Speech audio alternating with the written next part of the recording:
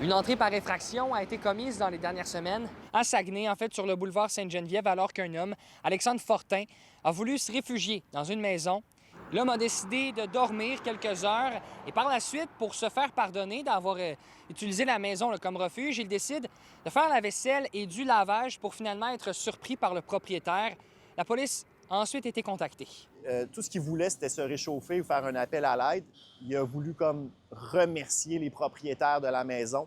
Donc là, il a ramassé là, du linge par terre. Il a parti une brassée de lavage. Puis après ça, il a vu là, qu'il y avait de la vaisselle sale un peu autour du comptoir. Donc, il a décidé à commencer à faire la vaisselle. Et c'est à ce moment-là que le propriétaire de la maison s'est réveillé. Puis là, il a dit « Qu'est-ce que tu fais là? » Puis là, il y a eu, ils se sont un petit peu enguirlandés. Puis là, le propriétaire de la maison a pris mon client par le collet pour le sortir. Il l'a amené à l'extérieur.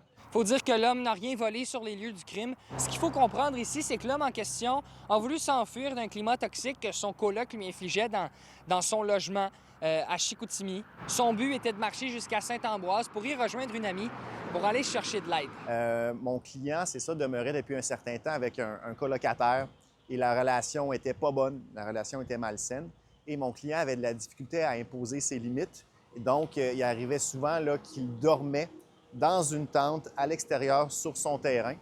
Donc, il avait vraiment un état mental qui était perturbé. Il se sentait vraiment pas bien dans sa peau. C'est pour ça qu'il a décidé de partir comme ça, un peu vers l'inconnu, vers Saint-Ambroise. Donc, non, c'est certain qu'il allait pas bien. Un rapport de responsabilité criminelle a démontré que l'homme en question n'avait aucun problème de santé mentale. Dans l'état où mon client était cette soirée-là, j'ai de la misère à comprendre là, qu'il était capable de faire la différence entre le bien et le mal, puis qu'il était vraiment responsable de ses actes.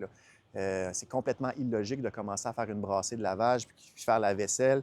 Mais il y a une professionnelle qui l'a évalué puis elle a dit qu'il était responsable. Donc, une fois qu'on est responsable, il faut faire face à la justice. Au moment des événements, monsieur purgeait une peine de détention dans la collectivité, une peine de 2 ans moins un jour. Il y avait à peu près 16 mois de fait à cette peine-là.